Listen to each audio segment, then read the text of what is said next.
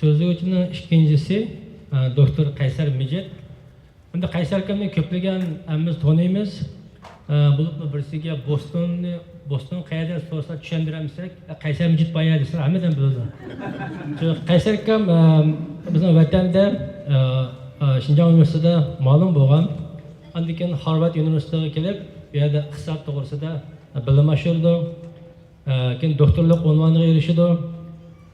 Kaysar akam hozir shu Massachusetts shtatining bir universitetda professorlik dars berayotdi. Kaysar akam shu bilimning zakatni berib kelayotgan odam. Masalan, ba'zilar ko'rganlar bo'lishi mumkin, YouTube bo'lsin, shu Turkiyada bo'lsin, iqtisod to'g'riliq shu jamoatga ko'pchilikka so'zlab kelayotdi va kitoblarni yozib taqdim. Qani Kaysar akamdan olsa, rahmat.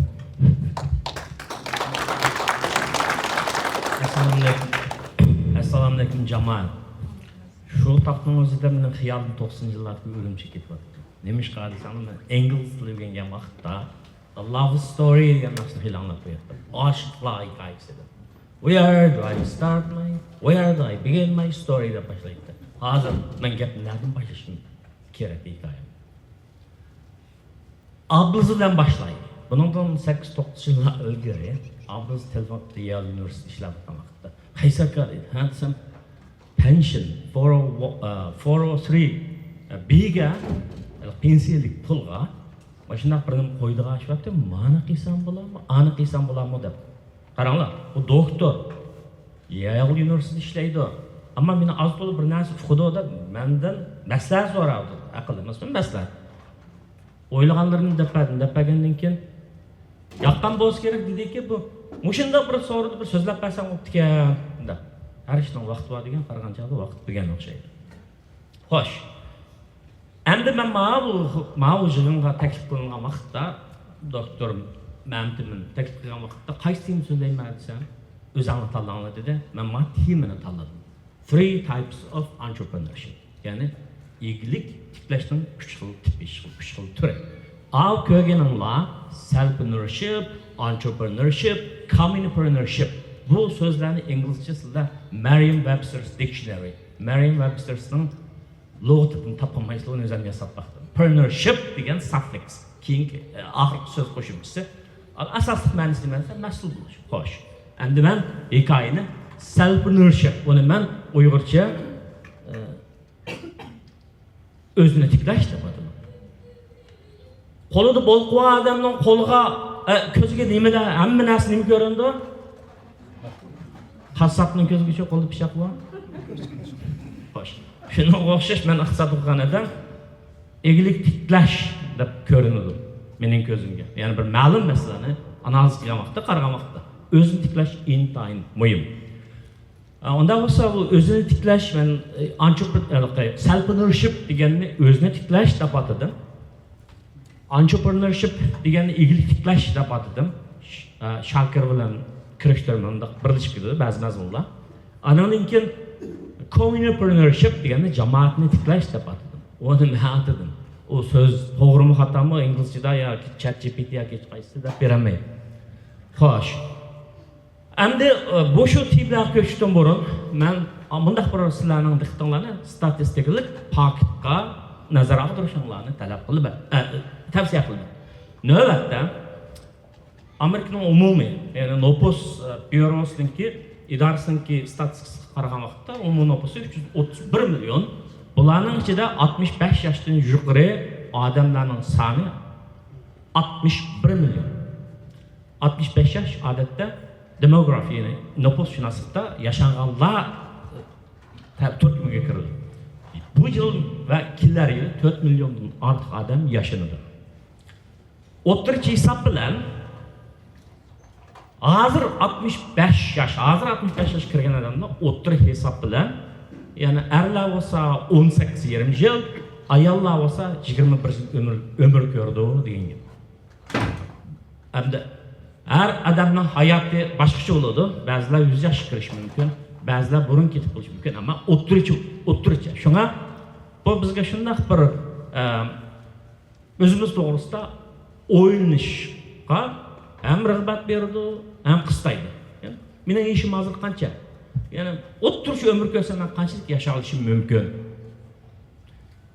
Bu hozir 75 yoshga kirgan odamlar 1970 Amerikadagi ahvolmi bu? 1970-yili 65 yoshga kirgan odamlarga qaraganda erlar 5 yil, ayollar 4 yil uzunroq ömür ko'radi ekan.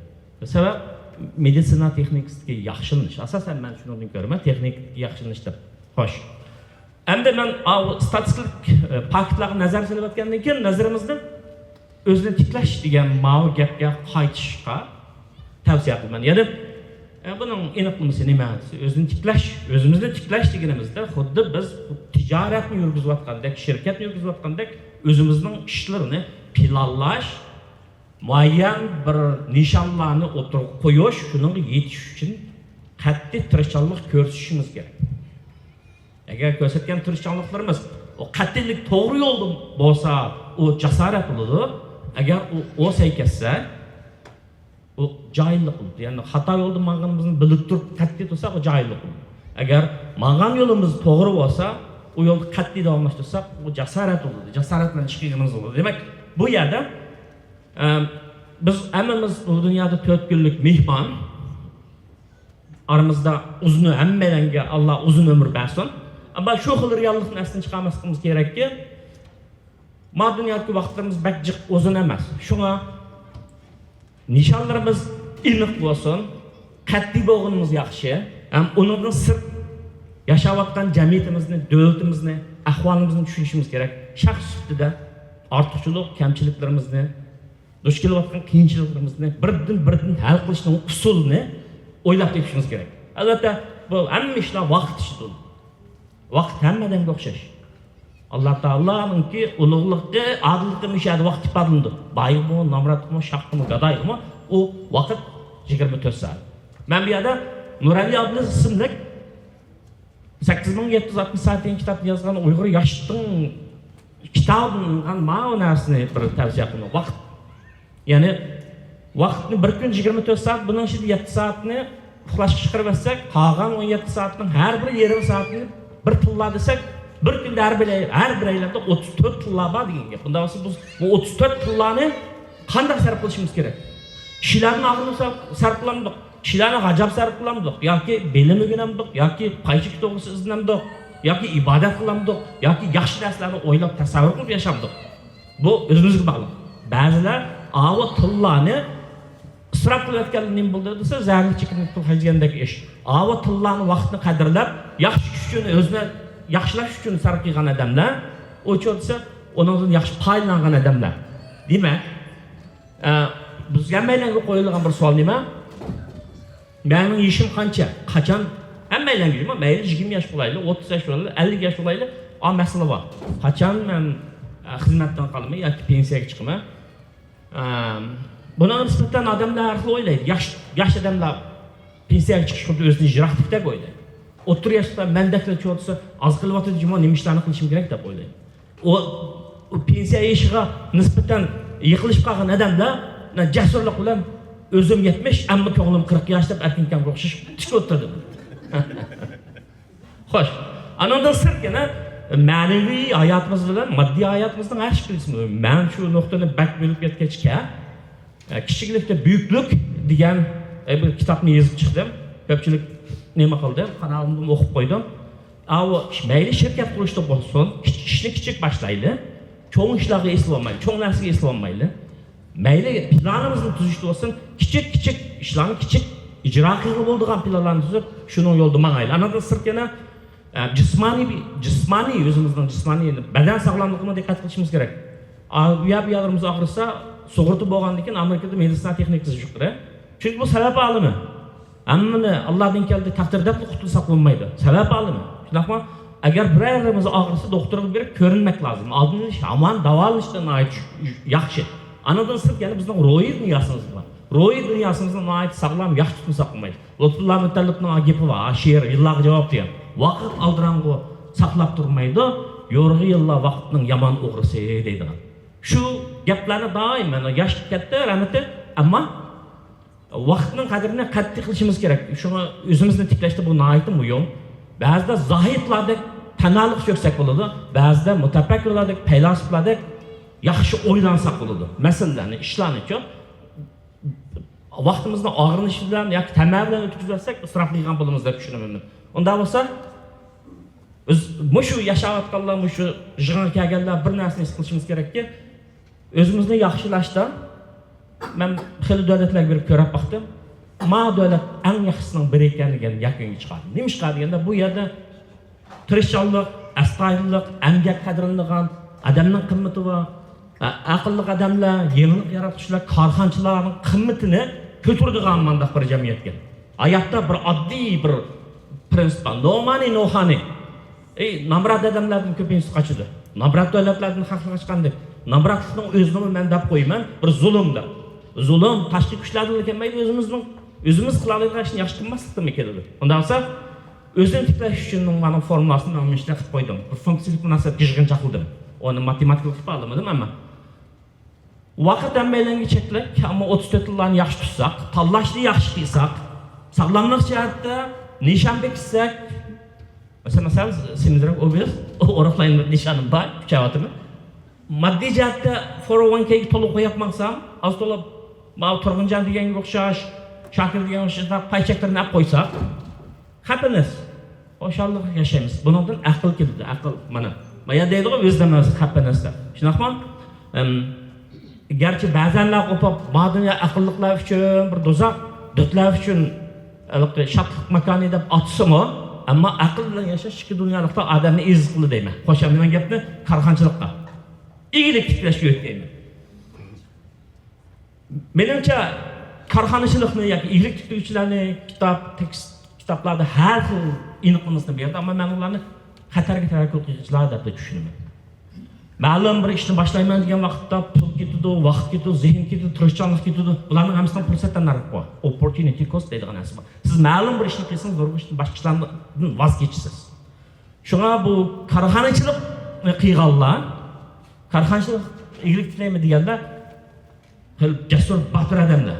Nima desa, tavakkulchilik, shu xatarga men tavakkul qilaman deb. Men tavakkulchilik qilmaydigan odam. Eng chong tavakkulchilik Amerikaga kelishyapman. Shu ma'lum aytgan vaqtda o'zimni tiklash uchun bosgan qadam. Xo'sh, endi bu xil iyilik tiklovchilarning xarakteri dunyoning hamma yerida o'xshash. O'zbekistonda ham shu, Turkiyada ham shu, Mishada ham shu. Amerika, biz turayotgan Amerika korxonchilar uchun aytgan vaqtda mush iyilik tiklashninki markazi yoki uchiga desak nima bo'ladi? Endi avo Shakir Mabay deb o'tdi, burun nimalar, baylar, burungi baylar neftni, noyo, an'anaviy masalan ishlab chiqarishdan sanoat nimalarga mashina ishlab chiqargan Ford o'xshash odamlar bo'lgan bo'lsa, hozirgi kundagi baylar qarasanglar, yuqori texnikada bo'layotdi. Ya'ni sifirlik iyilikda. Ko'pincha odamlar hozir shu mulozimat sohasida shuna pul tepadi. Endi men bularni nima ish qilayman? Chunki shu Amerikaning o'zida bir yilning ichida hozir 100 ming odam shirkat quryapti. Shirkat qurish osonlashib ketdi. Nima bilan? Sun'iy aqlning, ya'ni AI'ninki vujudga kelishi bilan, kishilarning uni qo'llashi bilan, ChatGPT'dan foydalanib, men bunda tijorat qilmoqchi. Qaysi ishni qilsam pulni yaxshiroq topa olaman. Uni tijorat planini tuzib bersam, logosini qilib bersam, qolgan qadamlarni deb bersam, qayerda qanday ishni qilsam texnik yaxshi bo'ladi degan gaplarni deb beryapti. Shuni haqlab bak hozir yaqindan buyon bak shirkatni bakchi quryapti. Xo'sh, endi biz an'anaviy korxonachilik, yuqori texnik korxonchilikni ham beriktirma korxonchilik to'g'risida bir qisqa so'z yuritay. Bizda aytgan an'anaviy korxonachilik hozirgi kuchur davrida shu ma'nodagi koni ma'no, klassik ma'nodagi korxonachilik emas, iyilik tiklash emas. U nima desa, savdo prinsiplari o'xshash. Hammasi pul topsam deydi. Pul tepish uchun qanday qilish kerak? Bu kishilarning ehtiyojini qondiradigan mahsulot yoki mulozimatni yaratish kerak. Ammo maqsad bir. Pul tepish, foydani cho'ngaytirish. Shunga hozir ularning har qanday, masalan, oshxona tijorat, restoran tijoratidan tortib, o'yinlik tijoratga hammasi har xil applarni qo'llanadi. Bozorda echish uchun, xarida asosini tiklash uchun algoritmdan foydalanadi. Algoritmni men dallab hisoblash deb oldim ma'lum. Ko'ch texnika va yuksalish degan nashr qilingan, yaqin nashr qilingan kitobimda. Xo'sh. Endi mushu xil an'anaviy tijorat, yemak-ichmak, bu an'anaviy iyilik tiklash deymiz. mehmonxona boshqarish deymiz. Mushularni hozir shu zamonaviy texnikalarni foydalab bak qo'llanadi. Undan so'ng bir qo'yilgan savol. Men o'zimizga aloqador bo'lmagan hech qanday narsa qiziqmayman yoki demayman. Korxonchilikmi dedim. Nimishqa? Savol. Amerikada Uyg'ur korxonchilar bormi? Bor. Xo'shallik bilan aytilgan yerimiz bor. Ularning hammasi bir elektriklayapti. Kanadada bor, masalan, To'rsoroz keldi Kanadada. Bular restoran tijoratini tatib, texnika tarbiyalash markazining ishi bor. Andan keyin sog'lomlik mahsulotlarini tatib, texnika mulozimat shirkatlari ishi bor. Masalan, sizlarga bir oddiy misolni deb beray. Akbar Sherif deydi 30 yil burun tanıydigan. 30 yıl burun ajoyib qaysarting deydi. Qanday qaysarting desam, Batirdanki desam, Chechen qaltis deydi. Qog'ozni yutib turgan Chechen vaqti deydi. Shu ismni qapti deb.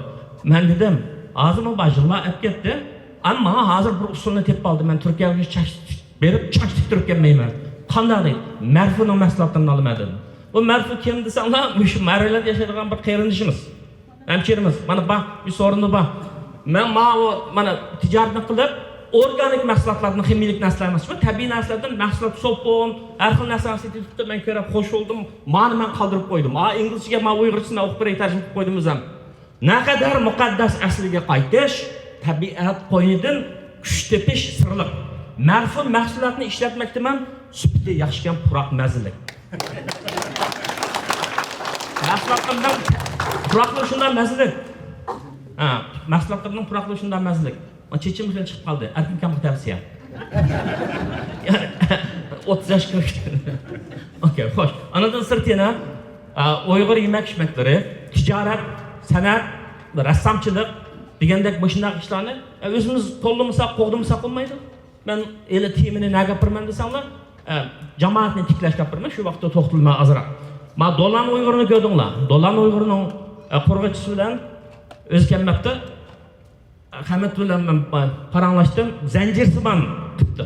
Buningdan 15 yil burun Bostonda ishlamasam, bir Yahudi doktor vaqt ko'nglimizga yaqin bir jurnaldan ko'p Boston magazin degandan kelibdi. Buni to'g'ri qarasam, Uyg'urlarning gibi vakil deb. Qarasam, PF Chang degan zanjirsimon do'kon bor, shu vaqtda 1.1 milliard dollarga yaragan shu pay chekini bazavish qilibdi. Shu Uyg'urlarman degan gap bor shunda.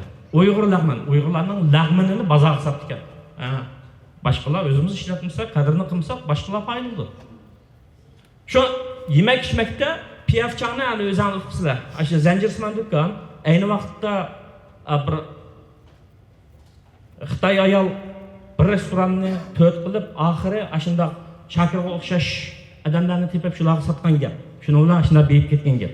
Shu Uyg'ur yemak-ichmaklarini nim qilib baqsa qiladi. Undan sirkana bir savol, yuqori texnika korxonchilar bormi? Men uqmayman. Bir ikki bo'lishi mumkin.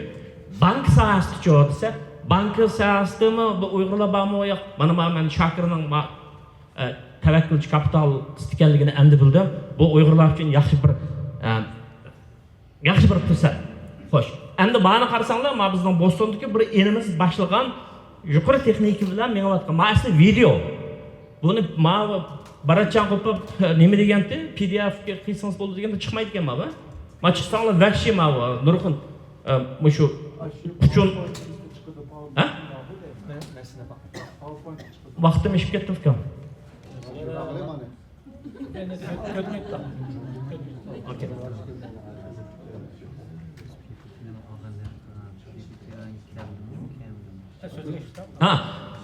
Ma'no desa, shu uchoq odamsiz aeroplan drone bilan egiz binolarning mulozimini qildi, tozalaydigan bu ishlarni qilyotdi-da. Unaga tavakkulchi kapital bor, azroq mablag' soldi, hozir necha millionlik buloq bo'ldi. Ma'balda men umid kutyapman. Men ularga dedim, maslahat lozim desam, aka purs kelganda so'raymiz, hozir emas, vaqtimizni bakka ishlatmaymiz deydi. Kechayotamsa deb qo'ydim uni chaqchaq qilib. Yo'qmikan chiqmadimi? Asl bak g'ayrat chiqatdi uku. Xo'sh. Endi sun'iy aql davrida, AI davridagi egilik tiklash. O'tgan yili 5.7 million amerikalik yangi tijorat egilik tiklayman deb iltimos sunibdi. Bularning ichida ba'zilari vayron bo'ldi, ba'zilari Steve Jobsga o'xshash garajdan ish boshlab Maltay milyar dollarlık halkara şirketke aylandı. Iqtisodshunoslar nemishqa shu bir necha yilning ichida Amerikada iyilik tiklash qizg'inlik shu qadar kuchayib ketdi degan vaqtda pandemikning, vaboning ta'sirida odamlar uyda o'tirib qoldi.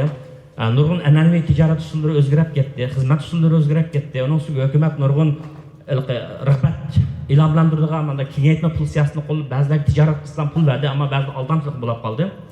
Shuni bilan birlikda odamlar uyda o'tirish jarayonida AI texnikalardan foydalanib, burun qilib boqmagan, xiyol qilgan narsalarni reallikqa aylantirishga tirishdi. Andan AI kuyayotgan o'tqa benzin chachgandek buni kuchaytirdi. Mana bu generative AI'ninki foydasi nima bo'ladi desa, texnikani markaz qilib turib, texnikadan foydalanib turib, haqli iyilik tikladi. Tijorat tarafini tuvallatadi. Tijoratni ish qilgan vaqtda jirohni o'ylaydigan gap, tandarni aytmayman, kapitalni aytmayman. Tandarmak yuqroq bo'lsa, haqli u ishni qilolmaydi. Xuddi dengiz so'zlanmaydigan odam ko'lchak yiqib bormagandek masalan mana shunday. Xo'sh.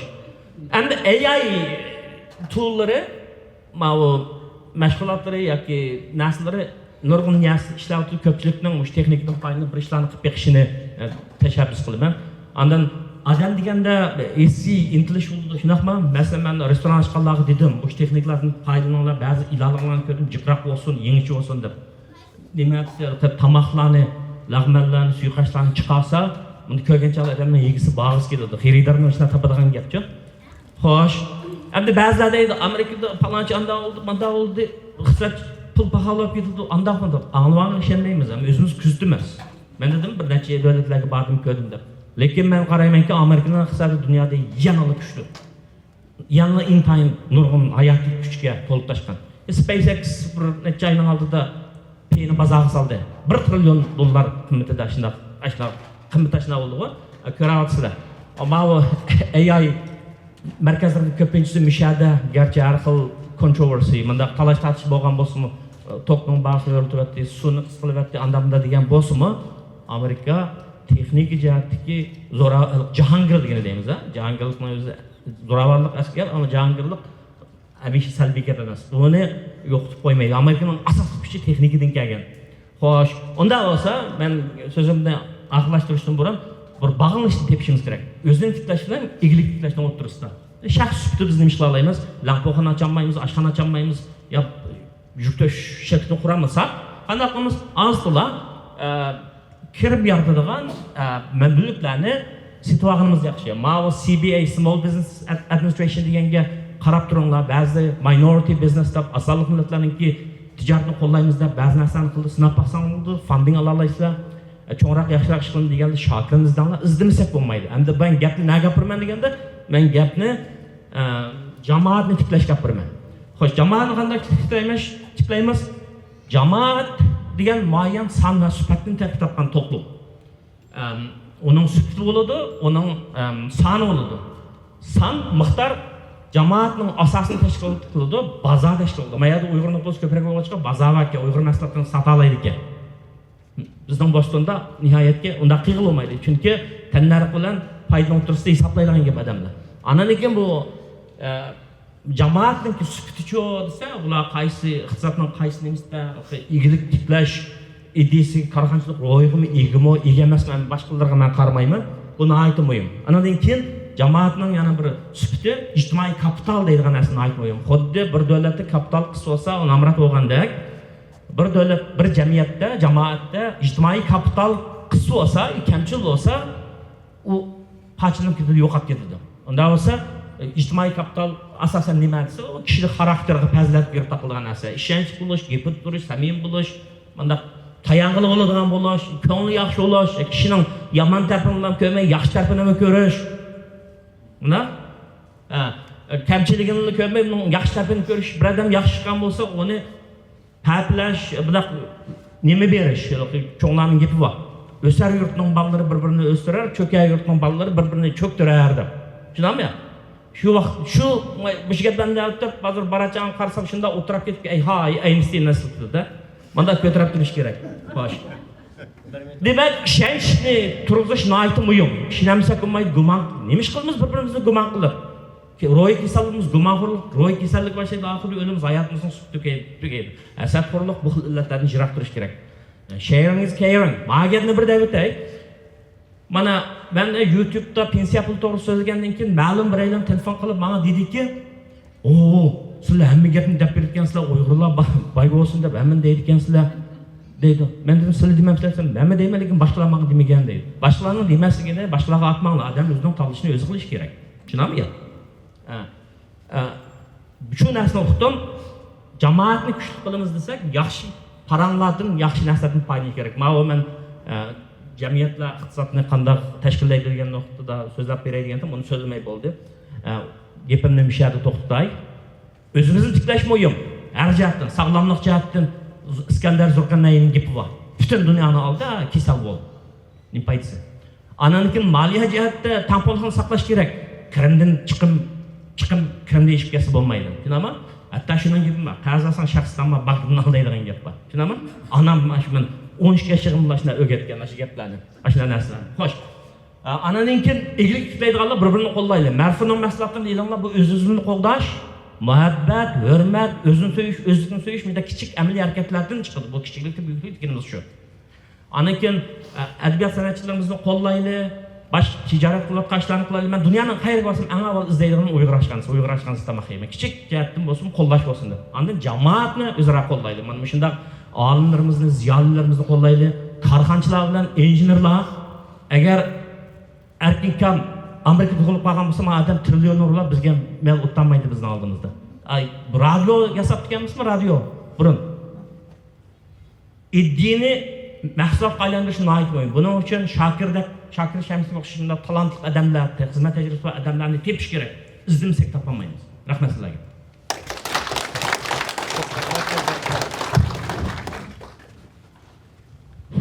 Ko'p rahmat Qaysar aka. Nihoyatda yaxshi bir leksiya bo'ldi. Men cho'qim savol bor deb o'ylayman.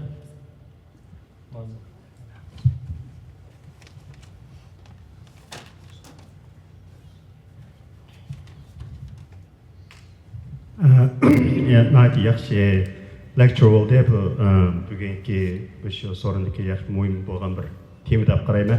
Sizdan so'raydiganim Qaysar aka, siz yaqinda menimcha bir Uyg'ur korxonchilar bilan bir faoliyatlarni qilib, har xil turlarda nuqib keldingiz. Ham Uyg'ur korxonchilar bilan uzoq bo'ldi, siz aralashib qo'yasiz. Shuni so'raydigan savolim, hozirgi shu chet eldagi Uyg'ur korxonlarniki hozir qaysi sohada mesela qaysi restoranda do'paysa eng taraqqiy qilsa qaysi bo'ldi?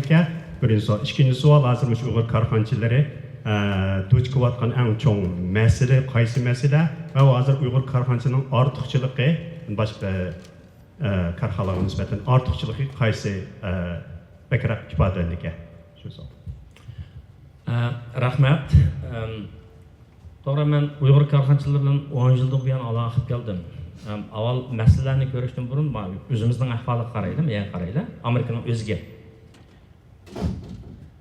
Amerikada ish qilganlar hamda masalan iyilik qilayotganlar o'zlariga xizmatdan voz kechib, o'z oldiga mesela restoran tijarati, obuq qilganlar, hatto yuk mashinasini qilganlar, maktab ochganlarning hammasi bu iyilik tiklovchilar deymiz-ku.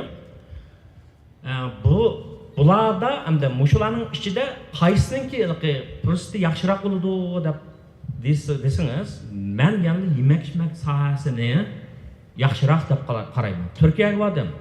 Men iqtisod o'qigan edim. Shunga men essi gaplarga bak ishim ketmayman-ku. Men ko'zim bilan ko'rib, tetib, kuzatib, ondan bir nima deyman. Ayaga berib qarasam, o'sha restoranlarda turk mehmonlar ko'proq nima yeydigan desa, qo'rmilarni yeydigan. Qo'rmi cho'pincho, ashni yeydigan. Andan men boshqalardan so'radim, diqqat qilsam, bu turklar bak qo'rmilarni yeydigan, ashni ko'zim chiqib qoldi. Ko'pincha vaqt shuni yeydigan desam, bala yo'qkan-ku, mushlar o'gandi deydi. Mushning o'zi bir marka. Xo'sh. Anamninki, men o'tganda men Turkiyada bir leksiyarim dedim mana shu gapni. Idea aytmayman. Kitob o'qish aytmayman. Kitob o'qishdan aql topamiz-ku. Masalan, o'zimizni tiklash uchun, korxona qurish uchun nurg'un kitoblarni o'qishimiz kerak. O'zimizning tilimizda chiqqan yoki ingliz tilida chiqqan, masalan, bayliq haqida nima qilsak, men Gulnazar Qodirxonim Who Took My Wallet degan kitobni yozdi inglizcha. Uni o'qib baxsan bo'ladi. Andan keyin Shakir Abay bir gapni qildi.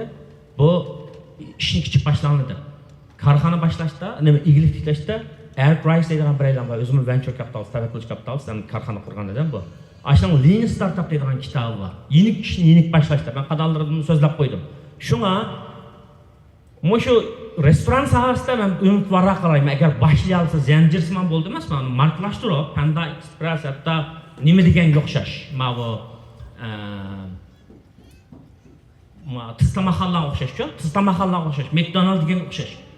Şu bu narsalarni qilish uchun kitob o'qish kerak. Ananiki Yevropaliklarning klassik hisoblasaning bir gapi bor. Supply creates demand deydi. Sen avval ta'minlab baq, andin xarida o'zgardi deydi-ku. Shunga Uyg'urlarning tamoqlarini qo'rim ko'p, u bu deganni o'lchamlik qilib, sistemli qilib, tijorat yo'lini qilib, cho'ng zanjirsimon Costco'dagi yalarga taqqasqanda bo'lacak zavqli ish bo'ldi. Bu turkum ishlaydigan odamlarni qabul qildi. Shunaman ananikin onu marklaştırıldı, marklaşkan sıra onun kıymeti ösüdü.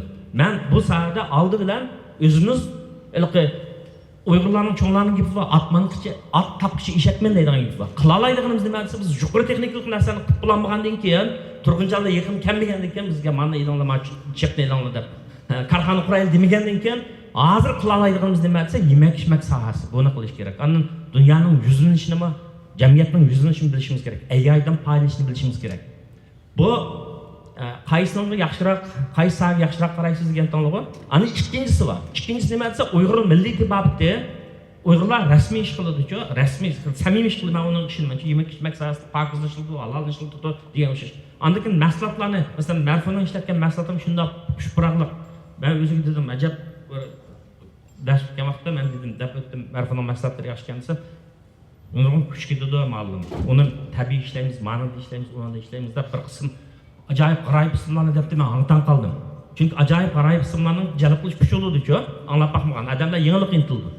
Shunga mushunda iyilik ishlayman degan odamlar bilan texnika, tadqiqot bilan shug'ullangan odamlar, olimlar birlik kelsa, ana shamil shaklidagi odamlarni topsanglar, ishlar yaxshi bo'ladi deb qarayman. Cevap verdim mi? Yok mu? Kaldım. Yani bir savol, Axirson. Assalomualaikum jamoat. Qaysar aka, endi sizdagi bilim bor odamlar o'sha bilimini yoshirib yuryapti-ku. Shu hozir dedingizmi, o'sha restoranchilikning ishlari, o'sha yemek ichmakni yapsa deb. Yemek ichmakda endi bizmi shuni qilyapmiz, bizning ojizligimiz hozir. Nurg'un tamoq turlarida tek birlik kelamadi Uyg'urlarcha. Birisimiz bir yalnız mesela görüyorlarmanı bir isim yazgan bulsak, yan birisimiz bir isimde mesela qo'rimchi biz bir xil isimda, yan birisi bir xil isimda mesela mo'shdan bu birlik kelamidi qazaqcha. Bir nechalarni deb baxtga hal deydi, lekin o ma'noni o'zgartirib buni hammamiz bir standart mesela bir adam Turkiyada biri siz degan qo'rimchini yegan bo'lsa, Amerika kelib shuni ismini desa, o'xshash tamoq chiqsa mesela bizga, men uni yaxshi deb qarayman. Shunga mo'shunday ishga hozir mo'sh deksa, nihoyat yaxshi bo'ladi. Bir soğuda uyuşumuz kursak da böyle. Bununla sayacak bilimlik adamlar baş bolsanlar, sizlerin vaktiniz yok, devamlı leksiya so'zlaydigan. Bir turkum karxanchilar bununla qo'shilsak, vatanım shunda qilgan qo'ysangiz deb. Shunda bir so'da uyushimiz bo'lsa, mushkul holatlarda sizlar o'zgartirishga bizga yordam qilsanglar, mushtunga kuch chiqarishga qanday qaraysiz shuni savolimiz. Ya men endi mening o'qidim iqtisod taraqqiyot ixtisosligi. Qarxanachilik amaliyarak nazariyaga qaragan vaqtda, avu taraqqiyot ixtisosligi, nazariya tadqiqot, ammo qarxanachilik amaliy ish. Buni ko'rib, bilib, endi tashkillanish nihoyat muhim. Bir-birini qo'llash nihoyat muhim.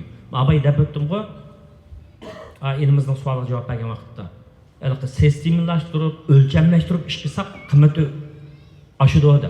Shunga buningda bir turkum kasbiy xodimlar kerak. Buni yaxshi fikr o'ylashsak bo'ladi. Ama bir yer kirişini aytmayım. O ictimai kapital alın. Ben her bazı işlerini oylayan vakitte yıllıkı hikaye isim kildi Uygurlarning mesele. Bir Harvoni denizden boyda turnu asmanga tatıdı, belik denizge tatıdı, maymun kuruluk tatıdı. Bazı işlerimizde işler aşında. Ama ticaretin işi ticaret, bunun da o'xshash fikirdagi adamlar bir yerga kelib, shunday bir nima qilsanglar bo'ladi. Bildiğin narsani aymaymiz. Ama yetaklash muhim, qilish muhim. Deyishdan, o'ylashdan qilish muhim deb qarayman. Rahmat. Bo'ldi. Rahmat. Ko'p rahmat. Ko'p rahmat. Rahmat. Yaxshi bo'ldi.